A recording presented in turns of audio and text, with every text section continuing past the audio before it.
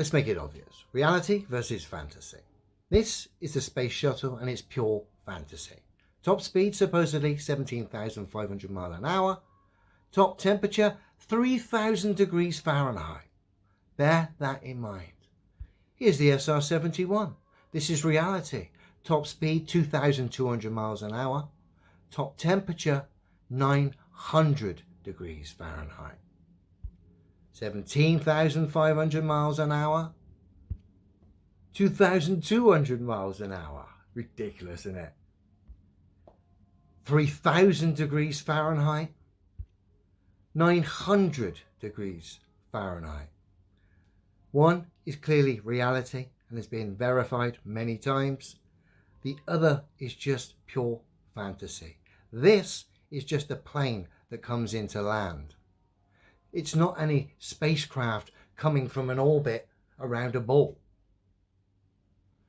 Its design looks more like a Lego aeroplane than some badass spacecraft.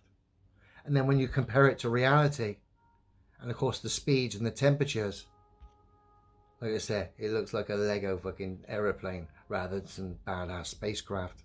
And like I say, it's just a prop, an aeroplane that comes in and lands.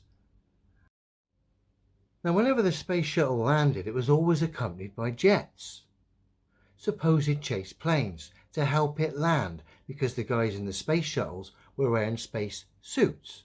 So the chase plane was helping the guys land. Also, that's the official explanation for the chase planes. And that would be fine if it wasn't for the U-2 spy plane, as we're about to see. Now, as we know, the pilots of the U-2 spy plane wear spacesuits reaching high altitude. And when they land, because they're wearing the spacesuits, same as the shuttle guys, they've got poor visibility.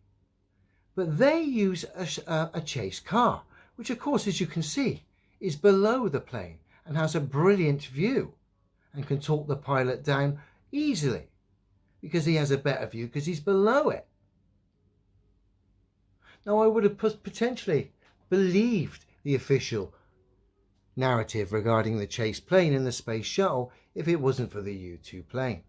The U-2 plane and the chase car being underneath and having the best view possible highlights the absurdity of the space shuttle having a chase plane. It should have had a chase car.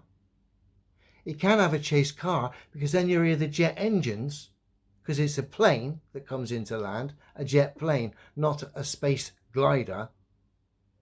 So you've got the jet planes, chase planes coming in with the space shuttle, helping it to land, rather than the chase car, which of course makes far more sense being underneath the aircraft that's landing. But like I say, the space shuttle needs the planes to come in rather than the car, so you don't hear its engines come in. Like I say, it's a plane that flies in from an undisclosed location. They come in, turn the engine off just before they land, and they land. Their cover is of course the plane, the chase plane, but where they come unstuck is the U-2 plane, has the same hindrance, the spacesuit for the pilot, and he uses a chase car, which gives him better view. And if it was about that for the space shuttle, they use a chase car as well. They don't, they use an aeroplane because the space shuttle's an aeroplane and they need to cover the noise up with the chase plane. Sorry if that hurts, but it is what it is. You've been lied to.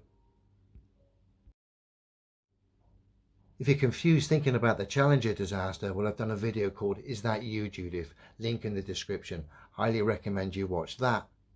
That more than likely will answer some questions that perhaps are residing in your head right now.